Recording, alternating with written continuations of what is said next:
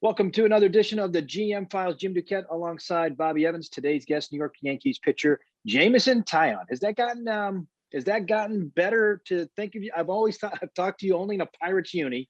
Talked to you twice now as a Yankee. Has it sunk in yet, Jameson? It's still getting there. I'm starting to meet everyone here in Florida. I'm getting to know everyone's name and putting names to faces and all that. I'm developing relationships with the staff and the trainers and trying to just get comfortable here. But it's been smooth so far.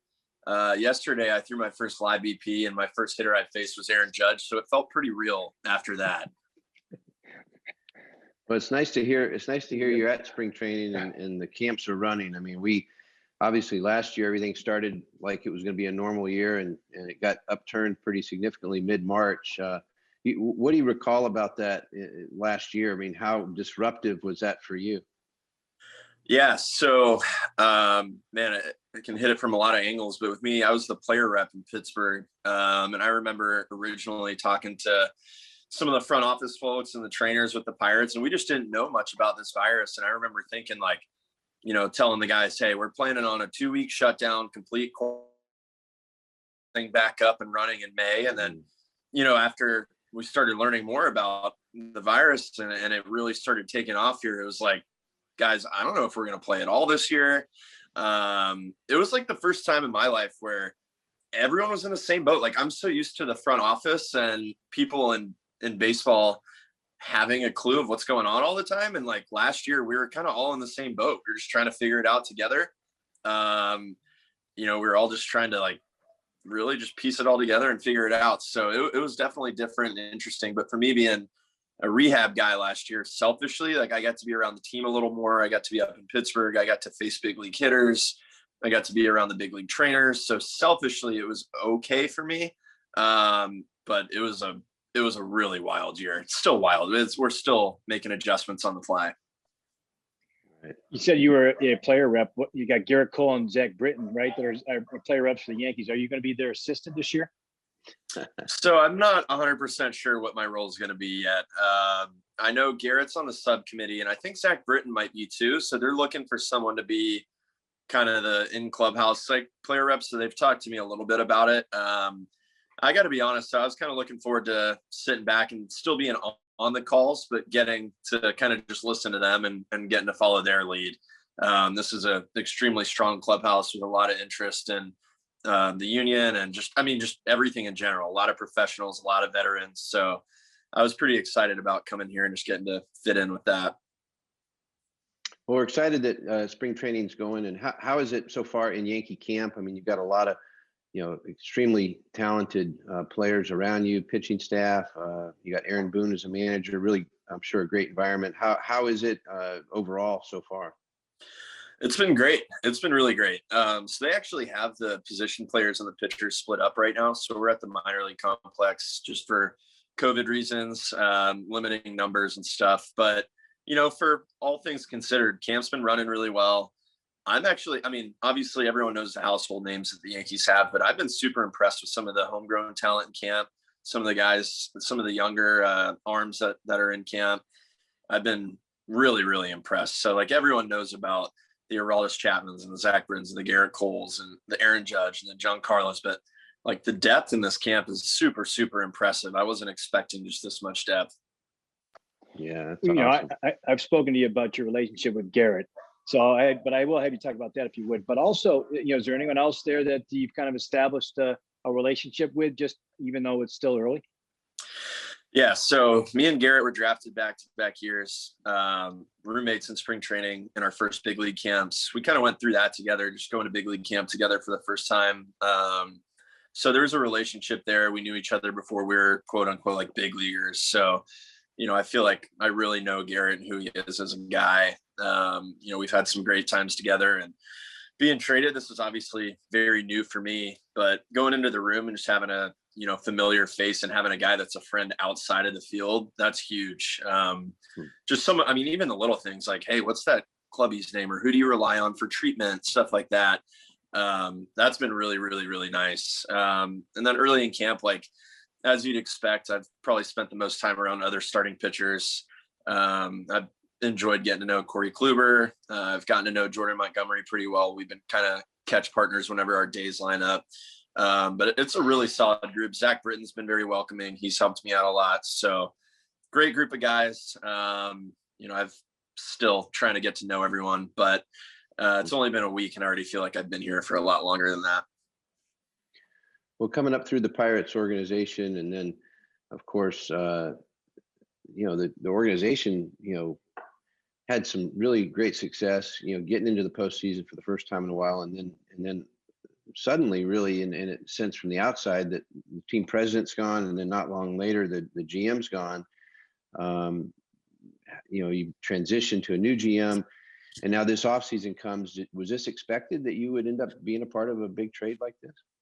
Yeah. So the past regime, I guess you could call it, I had a great relationship with everyone there. Neil Huntington was the guy who stuck his neck out for me and drafted me in 2010. And I got to know the farm directors. I got to know every pitching coach at every level. I got to know the team president. I got to know all those people along the way that you get to know. So the organization looked a lot different this past year. So, some people were really excited about new faces. And for me, it was kind of like, I was excited for the direction we were headed. I liked a lot of the hires, but at the same time, it kind of brought the realization to me that we're not going to win with the group that we had. And a lot of the guys I was drafted with are gone. A lot of the coaches I had are gone. A lot of the front office is gone. So that was kind of hard for me. I loved everyone we brought in, but coming to that realization that this team's probably not going to win together. The guys I came up through the minor leagues with and dreamt of winning with, we're not going to do it. So obviously with the new front office and stuff, I knew there was a chance of me going. And then, the writing was on the wall after they traded Josh Bell and traded Joe. I thought it was an option. But to his credit, Ben Sherrington kept me super in the loop. He called me a couple times throughout the offseason and gave me updates, gave me the, hey, we're not motivated to move you, but, we're listening type thing. And, he updated me when it got more serious, when players' names were being exchanged and stuff. So I don't know. I don't know if it was expected. It still hit when it actually happened. But, with where the team was headed, I knew it was a shot. I thought maybe they'd want to let me go out and throw and rebuild some value and stuff, but the package they got and the offer they got was pretty strong. So I guess it was a good time. Yeah, I thought that's what they would do too, possibly, Jameson, that they might trade you at the deadline. But so you take all that into consideration, and that I wanted from, like you said, the GM standpoint, the communication, how important that was for you. Did it help in some way? Lessen the impact of a trade, like that first trade that anyone's ever traded for. Bobby and I have not ever experienced it from the player's perspective. So give us that what was that like? Getting the news getting the news that you're going to Yankees, high expectations, premium team. Holy cow. What an episode so far of the GM Files. Remember that, GM Files. Jim, can we talk for a second? General Motors. DraftKings. Promo code GM Files. GM Files, because Jim, do you know what they're doing? They're giving away more free money. Heard you're giving away free money. It's underdog season. The conference tournaments are tipping off. March is here, literally. Yes, we're in March. Not a joke. And Jim, if you bet on an underdog, I can't believe this. I can barely say it. You bet $4 on an underdog and they win. How much do you win, Jake?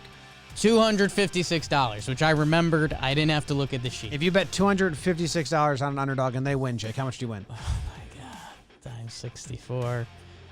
That's money. That's money. That's money. That's what they do. The hand thing say, that's money. It's underdog seasons. You and I are underdogs.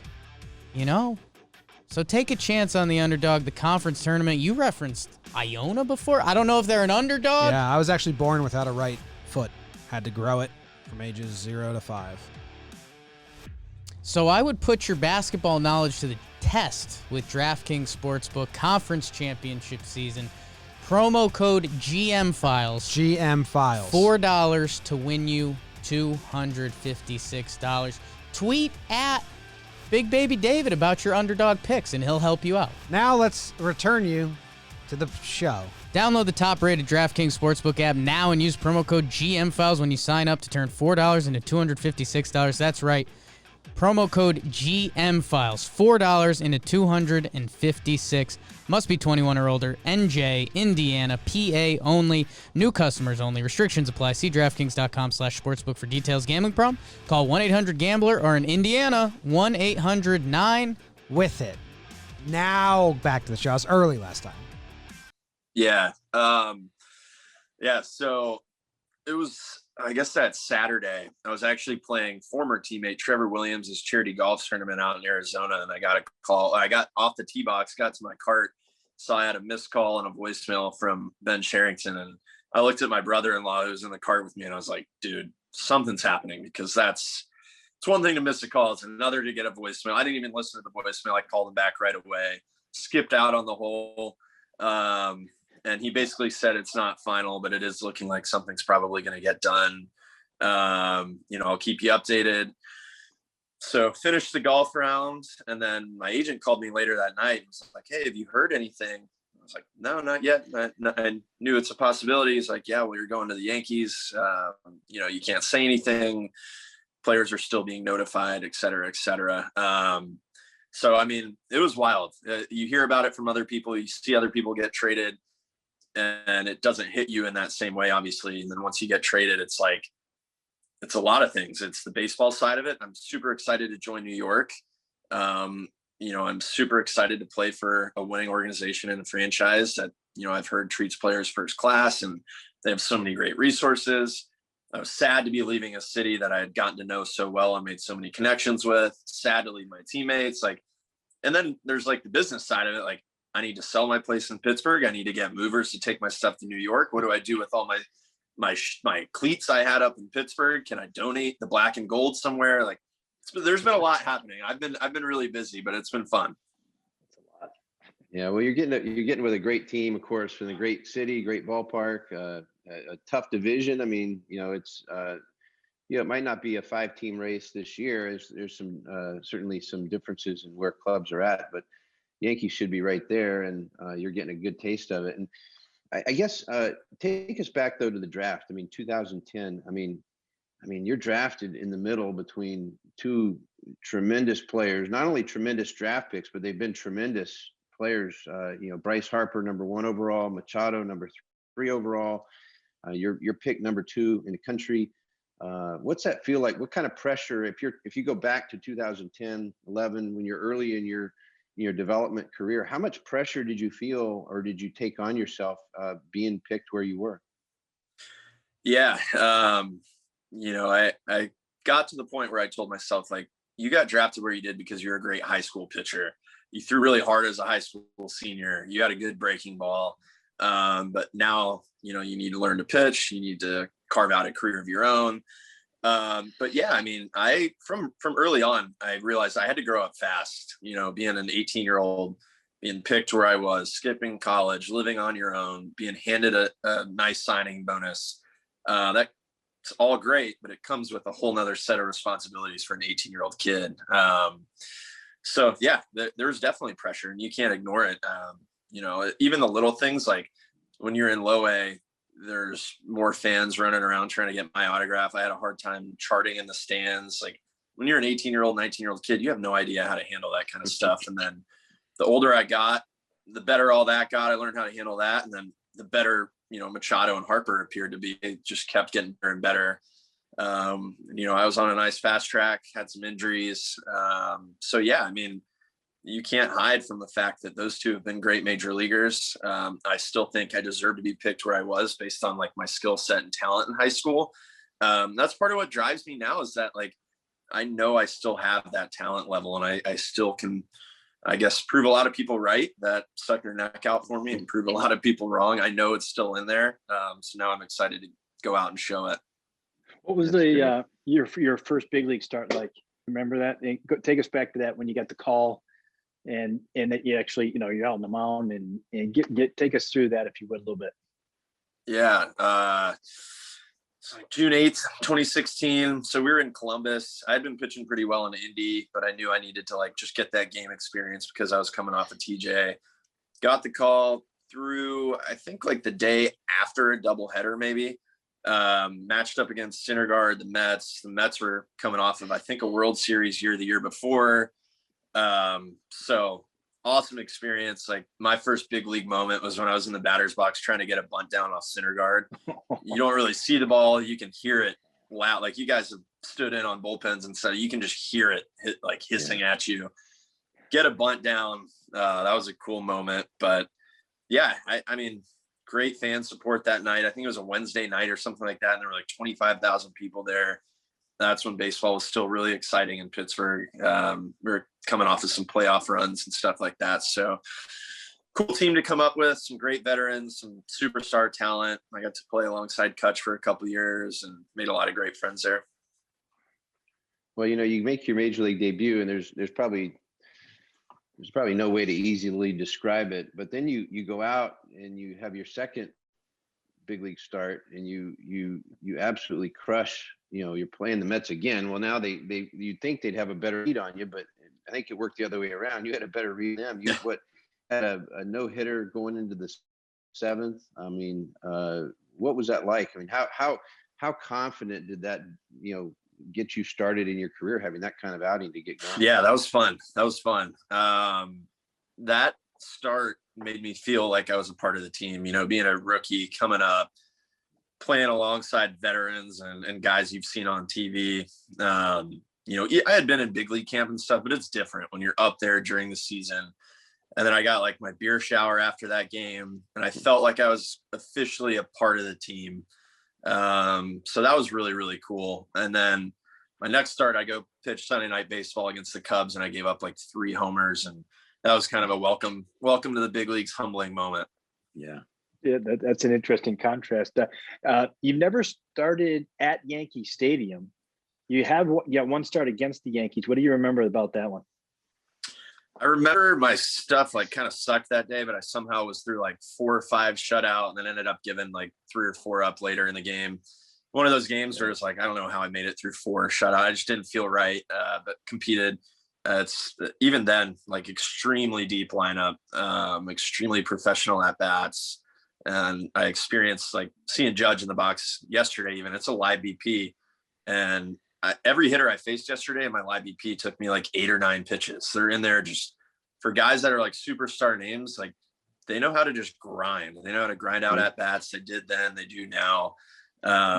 So yeah, I mean, it's a tough lineup. And when you're game planning for a lineup like that, normally you get to that 7 and 8 slot. It's still a big leaguer, but you're these are the guys I need to do really good work against. These are the guys I need to retire quickly. These are the guys that can buy me an extra inning or whatever. And then you play the Yankees and it's you don't ever get that part of the lineup where you can just game plan around it. What are you hearing from guys like Garrett Cole about pitching at Yankee Stadium? I mean, obviously that was his first season last year, very different without fans, but just the take on the ballpark and how to manage a game as you're on a mound with some home run alleys, if you will. Yeah, I've heard don't change your stuff, don't change your game, but at the same time, definitely be aware of what certain hitters can do, what they're going to be trying to do in certain situations. So in Pittsburgh, for example, it was really hard for left-handers to hit the ball out opposite field. So if I was ever 1-0 or 2-0 or 2-1, I was comfortable just saying here's a fastball down and away, and this isn't going to make or break my night. You're not going to, you might hit a single, but you're not going to hit a 3-run homer to left. I haven't seen many guys do it. And so I've heard New York's kind of the same way, but the opposite, what righty can kind of stick his butt out and poke a homer to right, in a 2-0 count, who are your safe guys to challenge, who are your not safe guys to challenge, stuff like that. So I've heard just kind of the game processing, just be aware of what guys can do, be aware of what part of the plate they really do their slugging on. Because anyone can take you deep in any big league park, but obviously sure, your attention has to be a little heightened there. Similar to Cincinnati, when you're facing, I don't know, a Joey Votto, be careful 2-0, because don't throw them an up and away cookie because you can just poke it out to left. Right. Good stuff. That's a good point. Hey, you told me a story. After you, I think it was a Texas start, you got injured, and you went ahead and started changing your arm action a little bit, a little bit of a more of a short arm action. How's that coming along for you? Take us through the decision, because I think that's a fascinating decision. You've been a good major leaguer, but you also knew there were some injuries there. You weren't feeling great. So how has that transition been going for you? Yeah, it's really good right now, but the process was really hard. I got injured like May 3rd, 2019. I didn't have my surgery till August, but I actually flew down to the Florida Baseball Ranch, which kind of specializes in doing exactly what I did, which isn't necessarily just shortening your arm, but like finding out what the optimal positions are for you to be in when you're on the mound. So I was already like really curious about it. And to that point, I knew coming off of the year I had in 2018, being the opening day starter, like I'm not going to go in with a new set of mechanics, but it was in the back of my mind. And then once my elbow started hurting again, I was like, all right, it's time to just dive into this.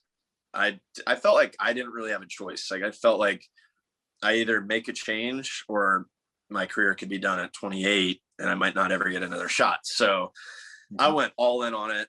I started using weighted balls, connection balls. I started watching tons of video. I started studying lots of different things. I took video pretty much every day of my throwing program the whole way through to make sure I was like falling into the right habits and the right positions. I would blast out my video to guys like Garrett, guys who I really respect and trust, pitching coaches I've had over the years, just to get everyone's like consensus on what they think. So it was really like, it made the rehab process kind of fun because I was actually working on something instead of just like, hey, you have 20 throws at 120 feet today. I was like, I have 20 throws at 120 feet and I can't wait to see how my delivery syncs up at 120 feet versus 90. So it kind of made it interesting for me. And I'll tell you what, like I haven't taken a pain pill or an Aleve since surgery. I haven't missed a day of throwing since surgery. So knock on wood, but it seems like at least for now, everything I did has put me in a much better position. I mean, I need to go out there and do it in a full season, but I mean, just to be where I'm at today is pretty crazy. Yeah, more and more major league clubs, of course, are trying to build pitching labs to try to help, deal with the biomechanics of the delivery and try to maximize, pitch selection and movement and arm angles. And as you were rebuilding yourself in a sense, did you have a model major league pitcher that you kind of looked at and said, I want to be more like that? Or was it completely, just looking at the tools that they had there in Florida? I'd say it was a mix. Like I went and looked at a guy like Giolito. I looked at a guy like Shane Bieber. I looked at Garrett a lot. And then I also went and looked at guys that have pitched for a long time and stayed healthy. So like David Price, I looked at like a Verlander. You can go back and look at like Tom Seaver, Nolan Ryan, and the positions they put themselves in. They were way ahead of their times, but I was taking stuff in from all over the place and then seeing how I could apply it. But yeah, it was never about shortening my arm. It was more about like, how's my lower half working? How are my hips working? What position am I in when my foot's hitting the ground? It was more about that kind of stuff. I wasn't just set out to be like, to throw like a catcher. It just turns out that now I kind of am. Right. It's a great story. Those are some really good ones too. I was also curious too, because you've made 82 career starts, and I don't know if this is accurate, but the way it looked like you've gone into the 8th inning at least 7 times. We're seeing around the game, guys are going short in the game, but you've had a good success in those frames. Your ERA is under 2, and then over pitch 100, career 154 batting average again. So why do you feel like you've been so successful in those innings in particular? Any feel for that? Yeah, I don't really have like a set answer, I guess, but I think adding the slider helped. It helped turning the lineup over for sure. My changeup's just never been a money pitch for me, so adding the slider in helped. I think part of it too is like I throw a lot of strikes. Like you can't pitch deep into a game if you don't fill up the zone and challenge guys. So that's a big one. But I also had a moment and I'd be curious like what my innings were after. But I had a moment in the big leagues. I don't remember exactly when. It was in 2018 where I got pulled from a game when I didn't think I should have been pulled. And Clint Hurdle showed like just straight up honestly said, well, here are your numbers third time through the lineup. Like, would you have left yourself in? And I was like, shit, like maybe I need to go take a look at this and see why I'm struggling. I had never seen those numbers. So him presenting it to me kind of opened my eyes. And I was like, all right, if we want to go where we're trying to go and I want to be who I'm trying to be, I need to pitch 3 times through the lineup. So I took that kind of to heart, and I just looked at some things, and just being aware of those numbers makes you, I guess, focus a little more later in the game. Jameson, do you think starting pitchers today are getting the information from the coaching staff, from the manager, from the front office that helps, build a bridge to understanding shorter outings? Or is there still a gap? Is there a lot of resentment? Is there more understanding? Where does that sit? Just big picture for starting pitchers today.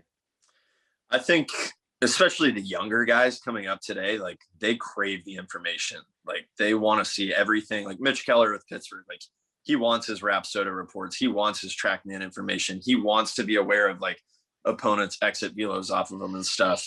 So I'd say guys are becoming way more accepting now. But it also takes like, as hard as some of the older generation tried to decipher the information, I think it just didn't come as naturally to some of those coaches as it does to a guy who came up with computers and came up with technology. So I think it's getting better. I think the information's getting a little easier to translate. Guys are starting to understand the information a little more.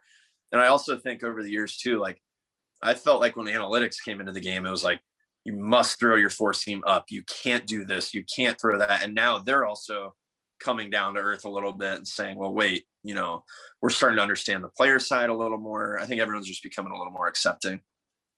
All right, one more I wanted to ask you, Jameson. You've been, 29 years old, going into basically your 5th full season.